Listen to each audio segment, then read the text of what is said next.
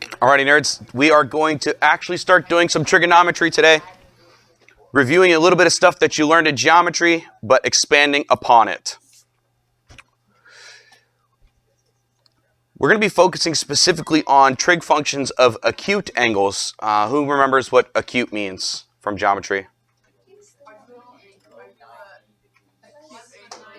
Less than 90 degrees. There we go. Acute means less than 90 degrees, which means less than pi over 2 radians. Might as well talk about degrees and radians. So if you're between 0 degrees and 90 degrees, that forces your angle to land in quadrant 1. And that's what we have drawn right here. When we talk about trig and acute angles, we put our angles in standard position. That means one of the sides is on the positive x-axis. The vertex is at the origin, and the other ray is the terminating ray, would be this one, extends into the first quadrant. This little variable right here is the Greek letter theta. It is the default unknown angle variable. We use Greek letters for unknown angles. You know how in algebra we say like, oh, I don't know that, I'll call it x. When it's an angle that's unknown, typically you can call it theta. You can use other Greek letters like phi, alpha, and beta. Actually, lots of different Greek letters, but theta is the default. Why do people, someone always laughs when I say that. What is so funny about Greek letters?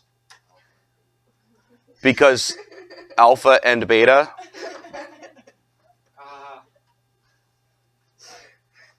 That's funny? Okay.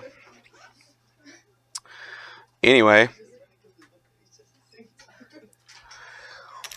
What we're doing here is dropping a vertical line, an altitude, from the end of our terminating ray down to the x-axis. And this creates a right triangle. And this is what's going to allow us to perform trigonometry. You need, as far as you know, right triangles to do trigonometry. So you will always drop a vertical line, an altitude, from your terminating ray to the x-axis. You will never draw a line to the y-axis to create a right triangle. Never, never, never. Always to the x-axis to create right triangles. Okay? So in order for theta to be in standard position, you're always going to draw it in the bottom left-hand corner as long as you're in quadrant 1. So it would look like this. In geometry, you learned about sine, cosine, and tangent. Sorta. I mean, you might have learned how to build fractions using sine, cosine, and tangent. But that doesn't mean you were ever taught what they actually mean, what they actually do. When I introduced the idea of logs to you, logarithms, I told you that it is unfortunately a word because that might make it so that you don't recognize it as an operation. But log, in and of itself, does not hold any value. Remember, log base b is an operation. It's like a square root bar or a plus sign. It's an operation. You would need to understand what the instructions for that operation are. The instructions for a square root bar happen to be, find the number that when multiplied to itself gives me the number under this radical.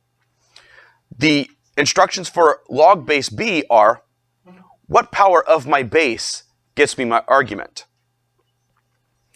Sine, cosine, and tangent are operations. They themselves do not hold value. It's sine of, cosine of, tangent of. And if you picked up your calculator and typed sine and hit enter, it would say error because it's waiting for an argument. Sine of what is what the calculator is asking you. So what are the instructions for sine, cosine, and tangent? The instructions are stand at the angle and then compare the lengths of two of the sides of a triangle. Since there are 3 sides of a triangle, there's actually 6 ways to compare the lengths of the sides. The sine function says, once you're at this angle, compare the lengths, meaning divide, create a ratio, the opposite length, which is across from, divided by the hypotenuse. The hypotenuse is always the longest side of a triangle. It's always the one that is directly across from the 90-degree angle. So opposite means across from. Sine of theta says divide the opposite side by the hypotenuse. But every fraction has a reciprocal. The reciprocal of sine, the reciprocal function of sine is cosecant. Cosecant of theta says stand at angle theta and divide the hypotenuse by the opposite side's length. You did not learn about cosecant in geometry. Cosine of theta says stand at angle theta and then divide the adjacent side, which means next to you, adjacent means next to, by the length of the hypotenuse. Every fraction has a reciprocal. The reciprocal of cosine of theta is secant of theta. Secant tells you stand at this angle and divide the hypotenuse's length by the adjacent length. The last one you learned in geometry was tangent. Tangent of theta says stand at this angle and divide the opposite length by the adjacent length. The reciprocal of tangent is cotangent. Cotangent of theta just flips the fraction over the adjacent length divided by the opposite length. More than likely, you learned this trick to help you remember which sides sine, cosine, and tangent use. SOHCAHTOA. Sine, opposite hypotenuse. Cosine, adjacent hypotenuse. Tangent, opposite adjacent. You probably saw that in geometry. And if you did, good deal. My geometry teacher never said that to us. Let me tell you how hard it was to remember which one was which without the word SOHCAHTOA. It was rough. It really was. I didn't hear about it until I was in Algebra 2. And one of my friends said, oh yeah, that's just SOHCAHTOA. And I was like, what's that? And he says, you know, sine, opposite hypotenuse, cosine, adjacent hypotenuse. I was like, there's a word? Wish I had known that. So, SOHCAHTOA, okay? For now, you can rely on good old SOHCAHTOA to build your sine, cosine, and tangent fractions. Okay? You do need to know which function is the reciprocal of which function. Because there's not a cute little SOHCAHTOA type trick for cosecant, secant, and cotangent. I mean, look at it. It's like Kasho, Sha, Ko. Like, it doesn't work. Right? Two of them start with a C, and it just doesn't flow like SOHCAHTOA, right? If you can come up with a cute little trick to remember this, please let me know. In all my years of teaching, no one's ever shown me one. If you come up with one, I will forever give you credit. Okay? But for now, what you could do is know SOHCAHTOA and then know that cosecant is the reciprocal of sine. So you just have to flip sine's fraction over. Know that secant is the reciprocal of cosine. So just flip cosine's fraction over. And know that cotangent is the reciprocal of tangent. So you just flip tangent's fraction over. I know for a fact, those of you that are paying attention, some of you really, really, really want to know, why is cosecant the reciprocal of sine instead of the reciprocal of cosine?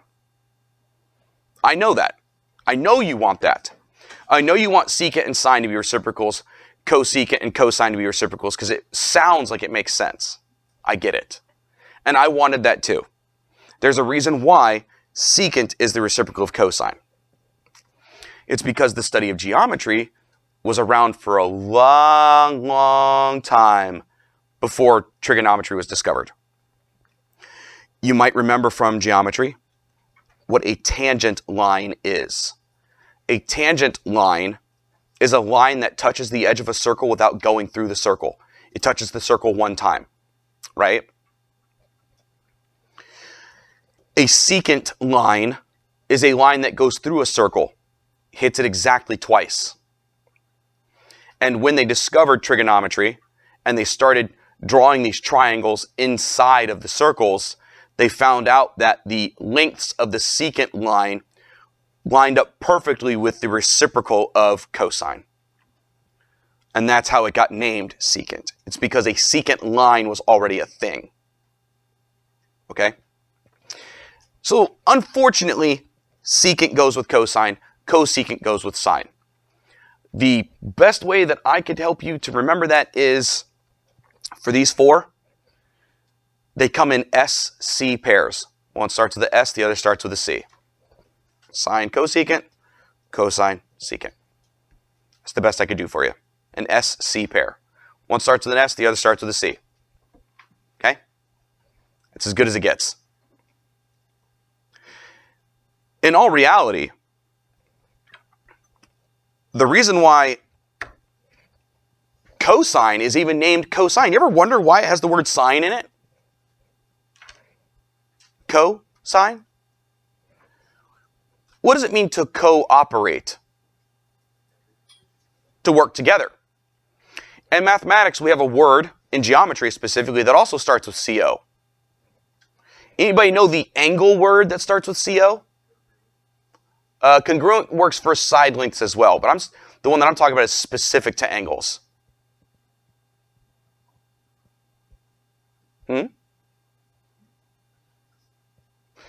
Complementary.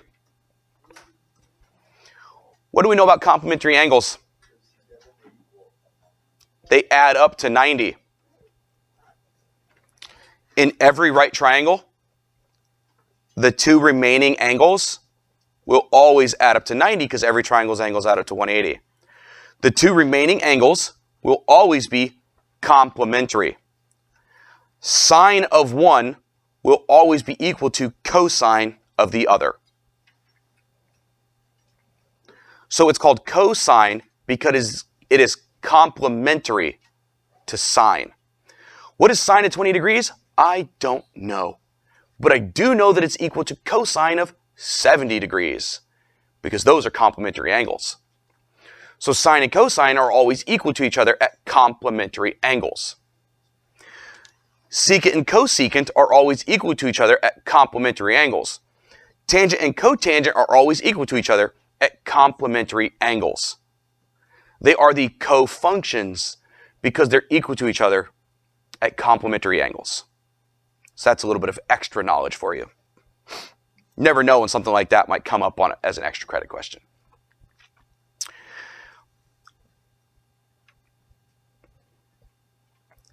This box right here cannot have enough stars drawn around it.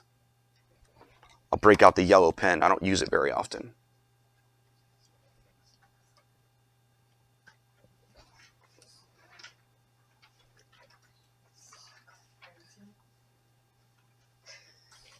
There's not enough stars in the universe to go around this box. You remember the image of the unit circle that I showed you yesterday? And all that information that was on it? Your options are either memorize that entire unit circle or this box. Because if you know this box, you don't need to memorize the unit circle. You can build it whenever you need it, like I do. And not the whole unit circle. One triangle at a time when you need it. That's the way I do it. That's the way Blue Bomb does it. That's the way Stenson does it. That's the way my best friend at Northport does it. That's the way my best friend up in Gainesville does it that teaches nothing but AP and IB math. Or no, Cambridge math, excuse me. They don't have IB. My point is, all the best and brightest mathematicians that I know personally do it this way. These are the two special right triangles that you should have learned about in geometry. Show of hands who learned these two special right triangles in geometry. Almost everybody. Fantastic. If you didn't, I'm sorry. You are at a small disadvantage. It's okay though. Pretend it's that new TikTok dance that you really, really want to know. I know you have the ability to memorize when you want to. So either want to know the unit circle, yuck, or want to know this. Those are your options. This is a 45, 45, 90 right triangle. We call it that because its angles are 45 degrees, and 90 degrees. If you recall from yesterday, 90 degrees is pi over 2 radians. 45 degrees is half of 90 degrees. Half of pi over 2 radians is pi over 4 radians. So would I call this triangle a pi over 4, pi over 4, pi over 2? Freaking no! Because that's hard to say. It sucks. I mean, that is what its measurements are in radians, but my two special right triangles are one of the very few times where I will always use degrees. Because it's just easier to say 45, 45, 90. Not to mention, there's not a whole lot of space in the bottom left-hand side of a triangle, so it's easier to fit 45 than it is to fit a fraction. So when I draw them, they're often kind of small, so I can fit a 45 in there really nicely. This triangle has two congruent, I like someone used the vocabulary word congruent, two congruent base angles. What does it tell you about the triangle? Anybody remember?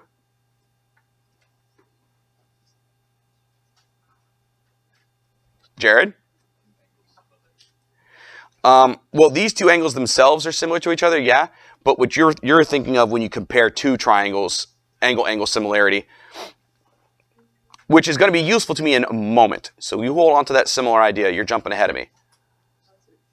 Come on. If you know two of the angles are the same, what does it tell you about the triangle? Gavin? Basically, these two sides are the same. It's an isosceles triangle. If you have congruent base angles, you have an isosceles triangle. Okay? Now you'll notice there's no side lengths on this triangle. And that's because Jared mentioned similarity. Every triangle that has 45 degrees as two of its angles and one of the angles is 90 is a similar triangle to every other version of it, just stretched or shrank like this. Trigonometry simply compares the side lengths to each other. So for example, if I compare this length to this length, if I say this length divided by this length, what value am I going to get? 1. Does it matter how big this triangle is? No. So similarity is an important concept in these special right triangles because it doesn't matter how large the triangle is. The ratio of these two side lengths will always be 1 to 1. So we could call the sides of this triangle any value we want.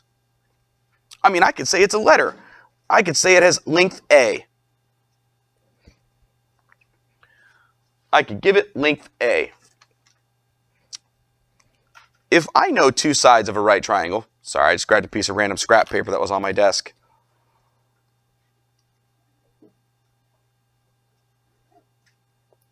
How do I find the missing third side? You guys remember? A whole lot of geometry knowledge coming into play today. A squared plus B squared equals C squared. The Pythagorean theorem.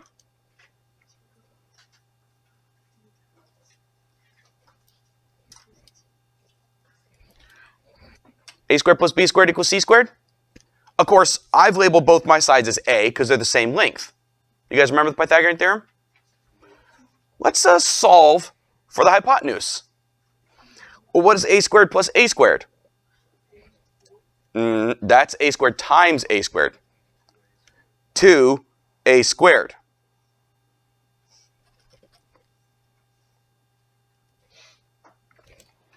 So if I was trying to get the length of the hypotenuse, I would need to take the square root of both sides, correct? Take the square root of both sides. And what you get is the square root of A squared, which is A, root 2.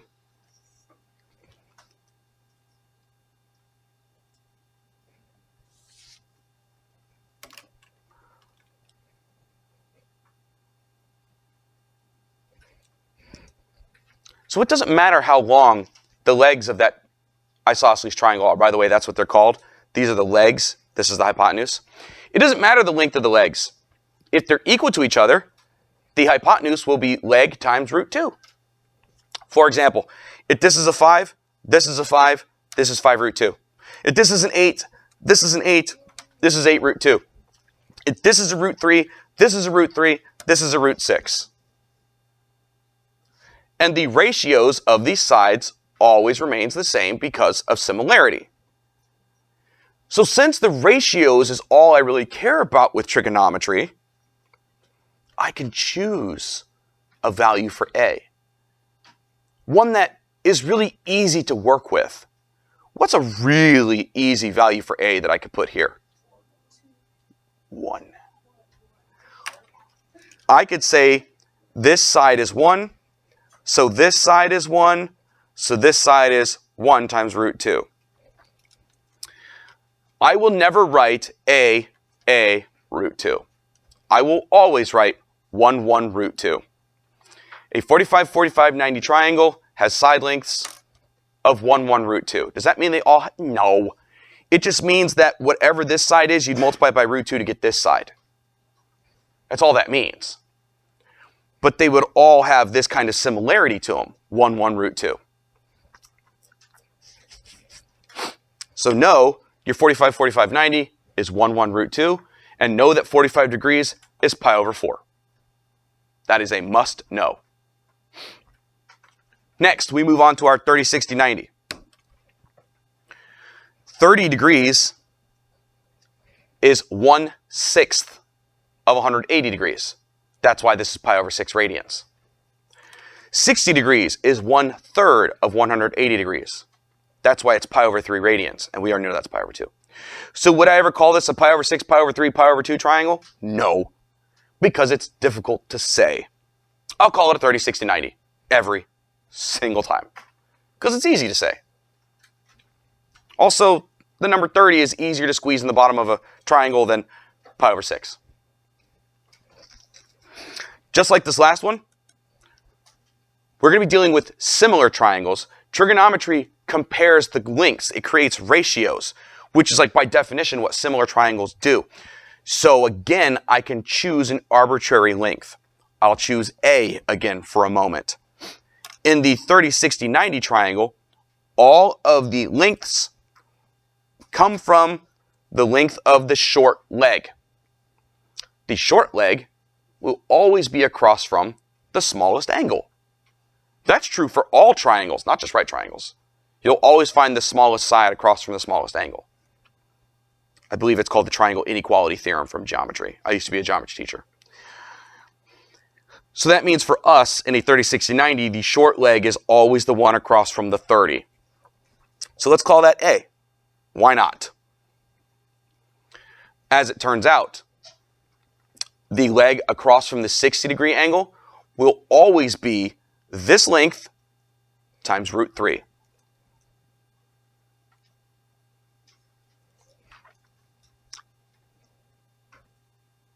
And as it turns out, the hypotenuse, if you do the Pythagorean theorem, will show you that the hypotenuse of a 30, 60, 90 is always exactly double the short leg.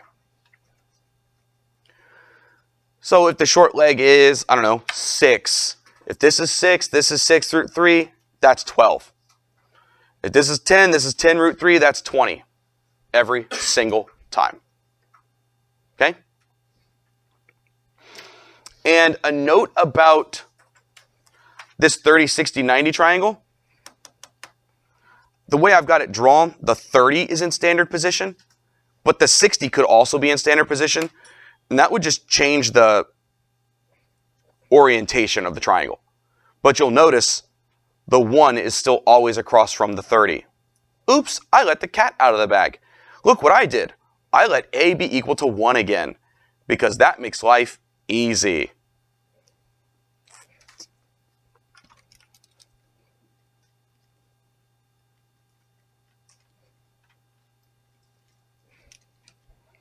So regardless of the orientation, either the 30 is in standard position or the 60 is in standard position, that doesn't matter. The side length 1 is always going to be opposite from the 30-degree angle. The side length root 3 is always going to be opposite the 60-degree angle, and the hypotenuse will always be 2. Does that mean every single triangle? No, not every single triangle is that size. Obviously, I could multiply these by 27 if I wanted to. 27, 27 root 3, 54, whatever. The point is their ratios hold 1 root 3 and 2 when we do the trigonometry. So you need to know 45 degrees is pi over 4. A 45, 45, 90 is 1, 1 root 2. You need to know 30 degrees is pi over 6, 60 degrees is pi over 3. And a 30, 60, 90 goes 1 root 3, 2. If you know those handful of facts, you do not need to memorize the unit circle. If you don't know that handful of facts, you are going to need a very powerful memory. Can you answer any questions about the table? Nope. Everybody's good with what's in this box.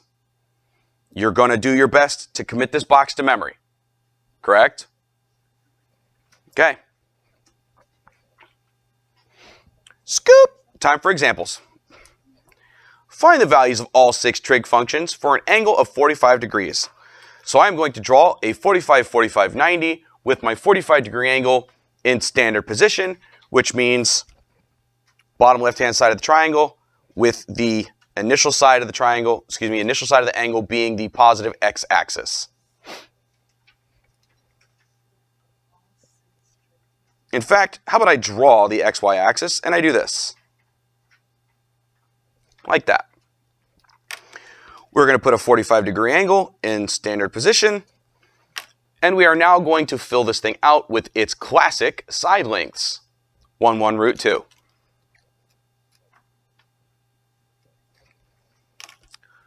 For now, you probably need to rely on SOHCAHTOA.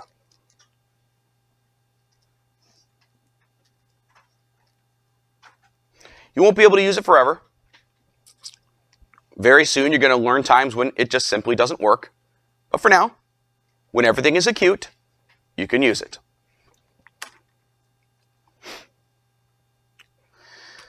Oh, sine feels blue. Sine of 45 degrees is opposite over hypotenuse. I'll even write that. You know what? Let's fill this out. This is my opposite. This is my adjacent. This is my hypotenuse.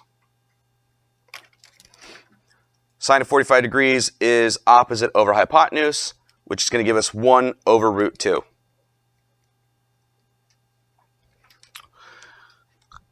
Quick sidebar.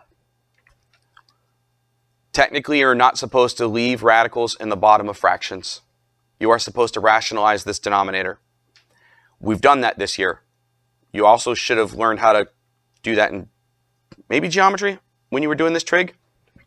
I'm not sure. It's been a long time. But we did it this year. You would just multiply the top and bottom by root 2. You would get root 2 over 2. You're going to find that most mathematicians do not rationalize their denominators.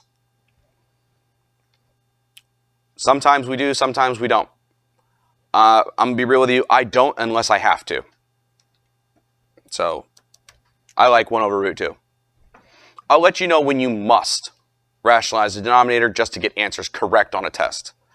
This is not one of those times. Okay? If you know sine of 45 degrees, you know its reciprocal, cosecant of 45 degrees.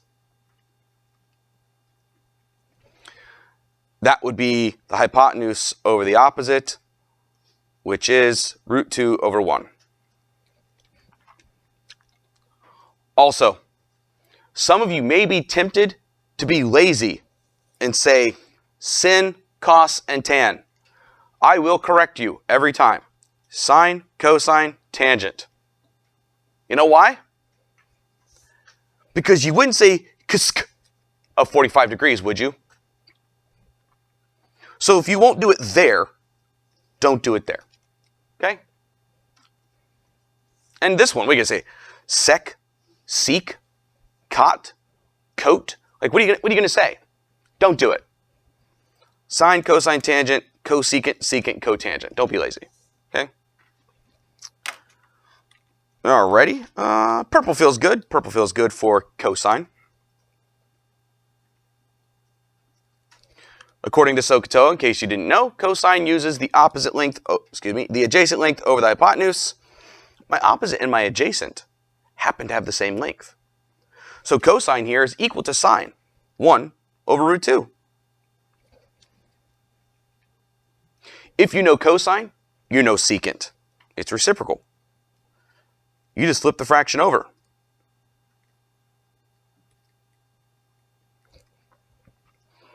Someone first period asked me if sine and cosine were always going to be equal to each other in a 45-45-90. Well, the answer is of course they are. Why? Because the angles 45 degrees and 45 degrees are complementary. And sine and cosine are always equal to each other at complementary angles.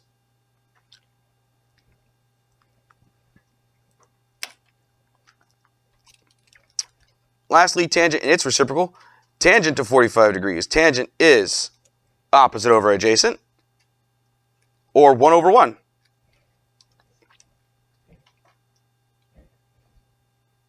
And if you know tangent, you know its reciprocal cotangent. The reciprocal of 1 over 1 is 1 over 1.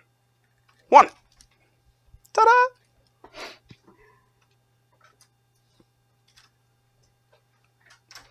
If you have questions on how to evaluate basic trigonometry of this acute angle, please ask me. Yes, ma'am. Would this be the kind of key for every 45, 45, 90 triangle? Yep. This is why I want you to know this thing, because I could draw a 45, 45, 90 triangle in any quadrant I want, which you might remember if you were thinking about yesterday's stuff. Oh, I don't have one handy. But when we... Oh, how about that? I happen to be using one as scrap paper right now. Every one of those is a 45, 45, 90 triangle. But they're all going to have ratios of 1, 1, and root 2. Sorta. But yes, we will use that as the basis of doing any trigonometry at any 45-degree interval. Yep. And that'll be the same for 30-degree intervals and 60-degree intervals. This is why we don't need to know the unit circle. So let's do all that again, only this time at a 30-degree angle. I'm going to put it in standard position, which means in quadrant 1. Picture not drawn to scale.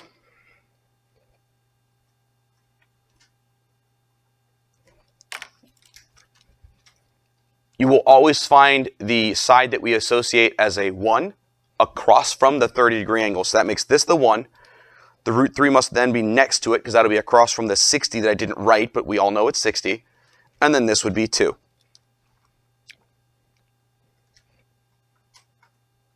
SOHCAHTOA is already written.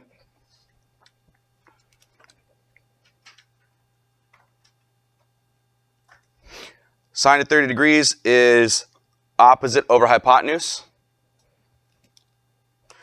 Opposite is 1, hypotenuse is 2. So sine of 30 degrees is 1/2.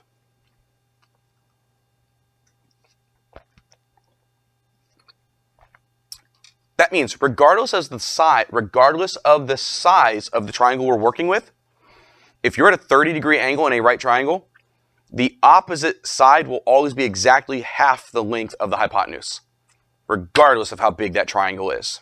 That's what that means. And if you know sine, you know it's reciprocal cosecant.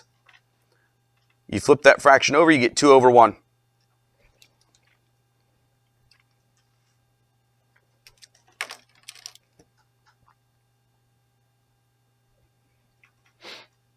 Yes, ma'am.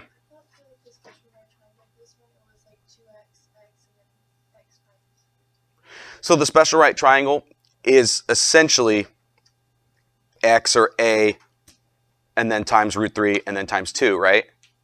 So let's pretend I had the a root 3, and the 2a written on here.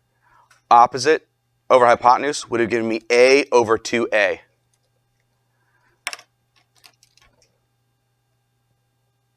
The a's cancel and leave you with a 1/2. Why are you doing it that way instead of like the x's or a's?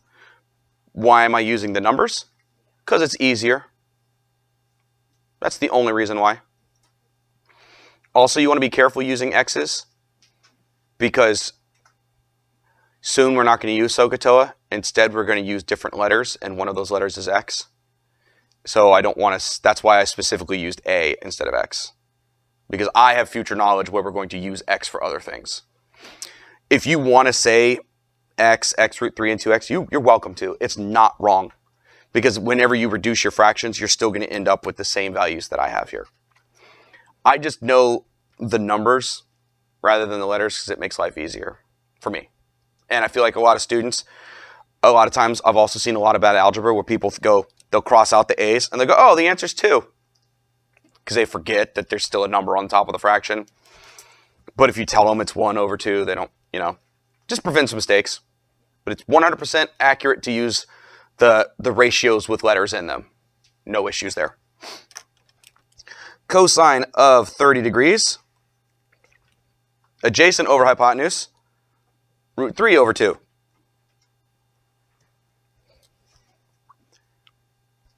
If you know cosine, you know it's reciprocal. Secant. Flip the fraction over, you get 2 over root 3. Now again, technically you're supposed to rationalize your denominator.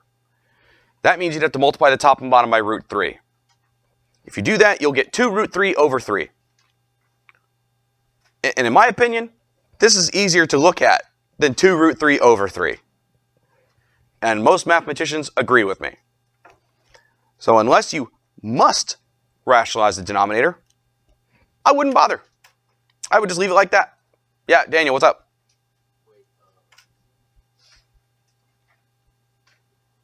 You sure?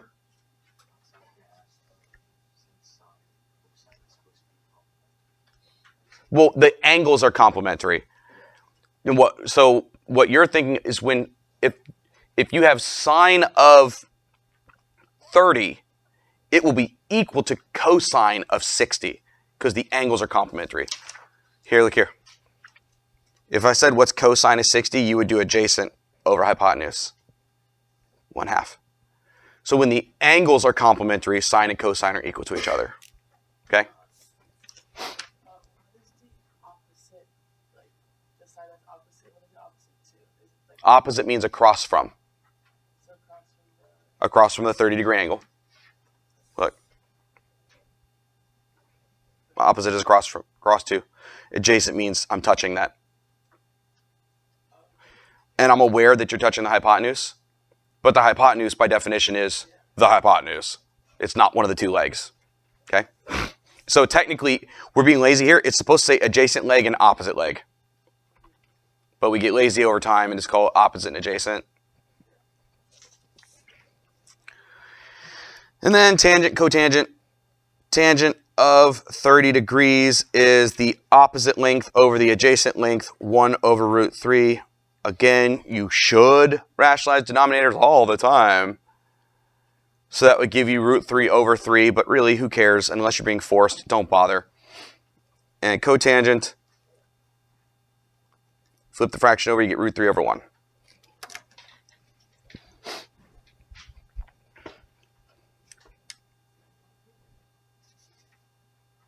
Do you have questions about that one? Evaluating all 6 trig functions at a 30-degree angle. Not scary hard? Again, know your right triangles. All right, let's flip it over. Don't pack it up. I don't know where she thinks she's going. Melissa's trying to escape. Welcome to Thunderdome, okay? Let theta be an acute angle such that sine of theta is 5 over 6. All right, it says acute. What does that instantly tell us? It tells us it's less than 90 degrees, but specifically, it tells us we're in quadrant 1. The moment you're told an angle is acute, you know you're in quadrant 1 because everything in quadrant 1 is between 0 and 90 degrees. Between 0 and pi over 2 radians. So I'm going to draw this thing in quadrant 1.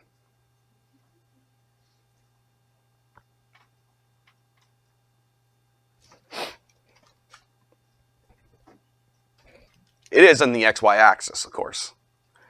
Now we don't know theta. But what we do know is that sine is 5 over 6. Let's see. I'm just going to write SOHCAHTOA one more time on this paper. And How do you know if it's 45 or a 3? you don't. Oh, no. No, it's neither actually, because it doesn't have the ratio that we would expect. If it was 45, it'd be 1 over root 2. If it was 30, it'd be 1 over 2. If it was 60, it'd be root 3 over 2. It's none of those. Well, I'm supposed to find the other 5 trig functions, right? Well, I know cosecant, because that's the reciprocal of sine. That's 6 over 5. Remember, what side length sine uses? The opposite side length and the hypotenuse. However, will we find this length? And I put it as an x because it's on the x-axis. How do I find a missing side length of a right triangle? Say it louder for me. Pythagorean theorem. Did I write in orange? I didn't. We need some orange on here.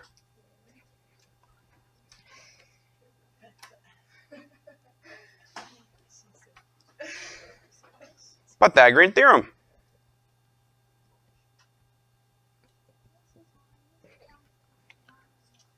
Subtract 25 from both sides.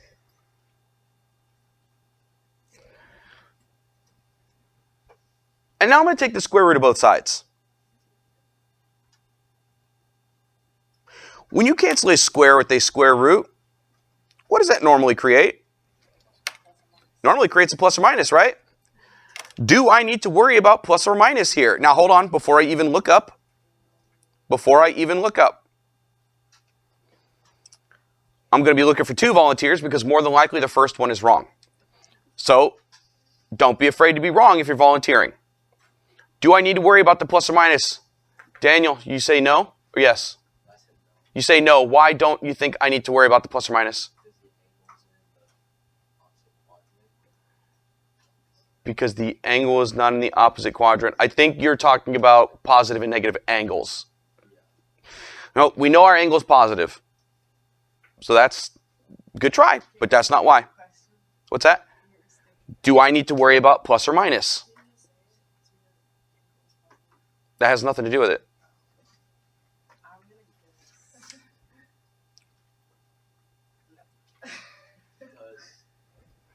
Anybody else other than Daniel? Are you all afraid? That, again, is an angle thing. We're talking about the side lengths. Okay, Max? You see, he thinks you can't have a negative side on a triangle. This was the wrong answer that I was expecting to hear first. Thank you for saying that. But you can have negative lengths on triangles. Ain't that bout of B? So, the secondary reason then that I'm looking for, why don't I need to worry about plus or minus?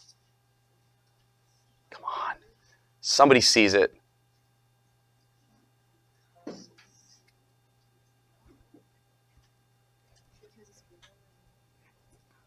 Oh, come on.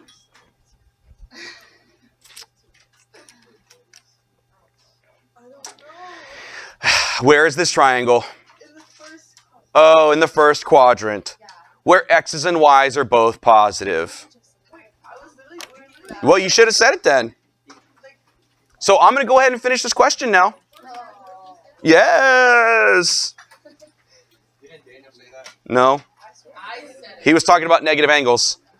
Cosine of theta is adjacent over hypotenuse.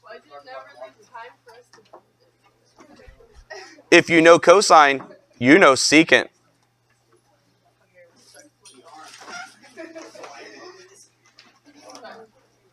Of course, you could rationalize that denominator if you want to, but you don't need to. She's packing up. She cares so much more about getting to her next class quickly that she would rather take an L in math. Tangent is opposite over adjacent. And again, you could rationalize the denominator if you like to. And cotangent of theta is the reciprocal of that, root 11 over 5. Thank you, respectful students that did not pack up early. The rest of you should be ashamed of yourselves. At least your parents are.